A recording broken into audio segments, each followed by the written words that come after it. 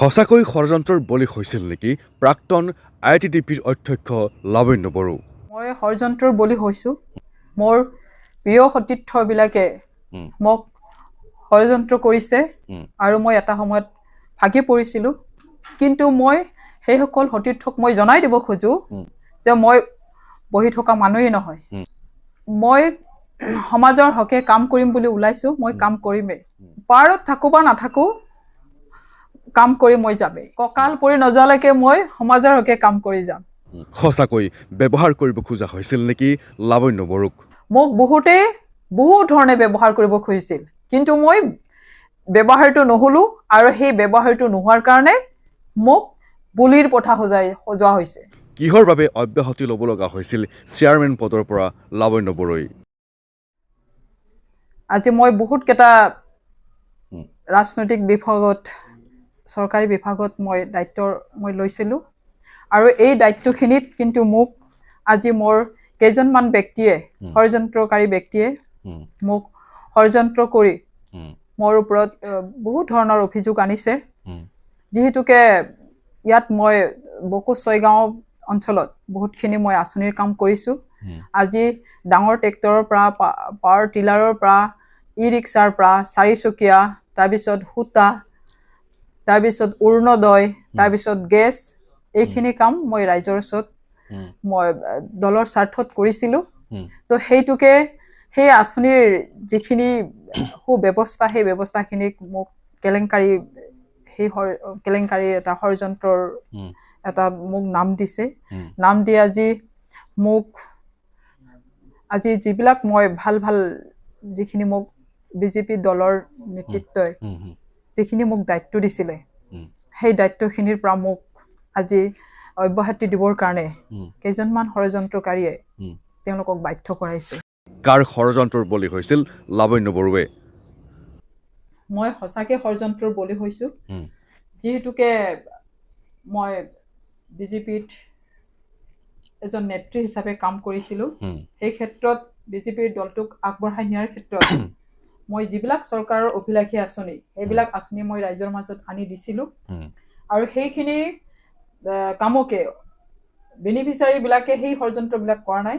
যিবিলাক মোৰ সতীৰ্থ আছিলে আমাৰ দলৰ, তাৰে কেইজনমান সতীৰ্থই মোক ষড়যন্ত্ৰৰ বলি কৰিছে। 2026ত কি আশা কৰিছে লাৱণ্য বড়োৱে? যিহেতুকে সমাজৰ কাম কৰিম বুলি ওলাইছোঁ, মোক ৰাইজেও সেইখিনি সুবিধা দিব লাগিব আৰু যদি সেইখিনি মই সঁহাৰি পাওঁ, নিশ্চয় মই সময়ত এই বিষয়টো মই চিন্তা কৰিম। কোনটো দলৰ পৰা আপুনি প্ৰতিদ্বন্দ্বিতা আগবঢ়াব?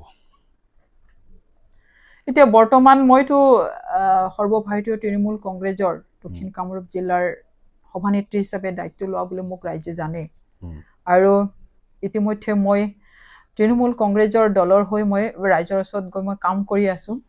ইতিমধ্যে আপুনি বাৰে বাৰে উত্থাপন কৰি আহিছে ষড়যন্ত্ৰৰ বলি হৈছোঁ বা ষড়যন্ত্ৰৰ বলি হৈ আহিছোঁ। আপুনি সঁচাকৈ যদি স্বচ্ছ নিকা বা গোটেইখিনি আপুনি সকলো ফালৰ পৰা আপোনাৰ ভুল নাই, গাত ভুলেই নাই, তৎসত্বেও আপোনাক ইমান ডাঙৰ এটা ষড়যন্ত্ৰৰ বলি কিয় বনাব পাৰিলে বা কিয় সজালে যদি ভুলেই নাই?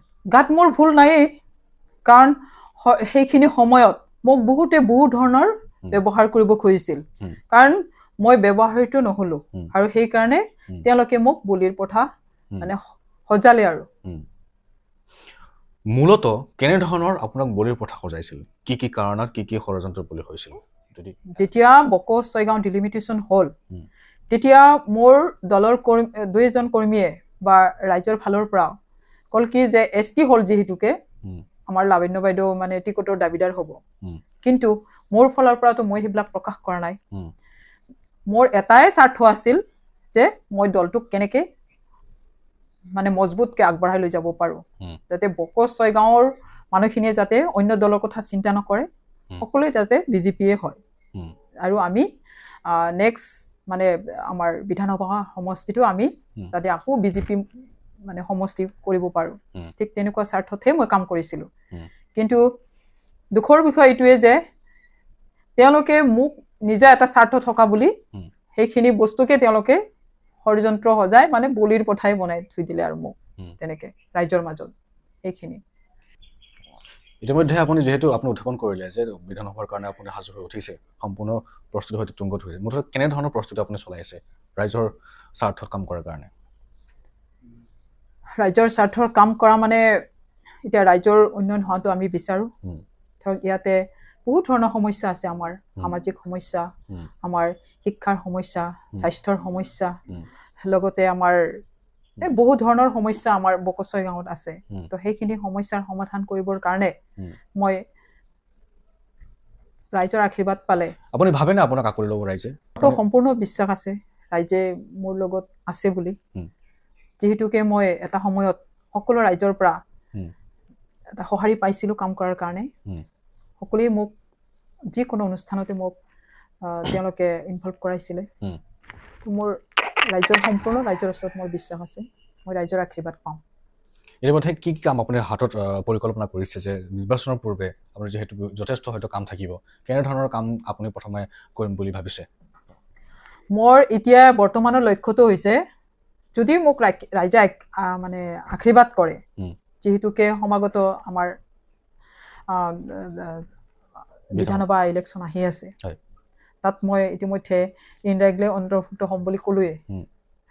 যদি সেইখিনি আশীৰ্বাদ মই পাওঁ, তেতিয়াহ'লে প্ৰথম মোৰ কাম হ'ব ৰাইজৰ মাজত গৈ ৰাইজৰ সুখৰ দুখৰ খবৰ লৈ, ক'ত কেনেকুৱা কি পৰিৱেশ হৈ আছে সম্পূৰ্ণখিনি গোটেইখিনি মই চাই লৈ মই সেই কামতে অন্তৰ্ভুক্ত হ'ম বুলি মই ৰাজনৈতিকভাৱে মোৰ নিজৰ এটা লক্ষ্য আছে, জীৱনৰ লক্ষ্য মোৰ সেইটোৱে। আৰু সমাজৰ কাম কৰিম বুলি ওলাইছোঁ, সমাজৰে কাম কৰি যাম। আৰু আকৌ পুনৰ এই আগৰ কথাটোকে মই উত্থাপন কৰিব বিচাৰিছোঁ, যিহেতু আপুনি ষড়যন্ত্ৰৰ বলি হোৱা বুলি ক্ষন্তেক আগতে আপুনি উত্থাপন কৰিছে। তেনে ক্ষেত্ৰত এতিয়া সমাগত বিধানসভা নিৰ্বাচন, এই ষড়যন্ত্ৰৰ বলি বা বিতৰ্ক, ইফালে সমাগত নিৰ্বাচন, কেনেধৰণে আপুনি দুয়োটাকে আগুৱাই লৈ যাব বা কেনেধৰণে সমাধান কৰি কি কৰিব, কি বুলি ভাবিছে? মই সেইবিলাক অভিযোগ কাৰণ তেওঁলোকে যিবিলাক ষড়যন্ত্ৰ কৰিছে, সেই ষড়যন্ত্ৰ তেওঁলোকেহে কৰিছে, কিন্তু মইতো ৰাইজৰ ওচৰততো তেনেকুৱা ধৰণৰ ষড়যন্ত্ৰ কৰা নাই বা কূটনীতি কৰা নাই। তাৰ উত্তৰটো ৰাইজেহে দিব। গতিকে মই সেই তেওঁলোকৰ যিখিনি ষড়যন্ত্ৰ, সেইখিনিক নেওচি মই ৰাইজৰ মাজত ওলাই যাম বুলি মোৰ এটা সাহসিকতা আছে। কাৰণ তেওঁলোকৰ লগত সামাজিক ব্যৱস্থাটো মোৰ লগত কেনেকুৱা এটা সম্পৰ্ক, সেই ব্যৱস্থাটো মই জানো। গতিকে তেওঁলোকৰ ওচৰত গৈ পেলাই মোৰ কাম কৰাৰ মোৰ সাহসটো আছে, আৰু তেওঁলোকে মোৰ লগত কাম কৰিব।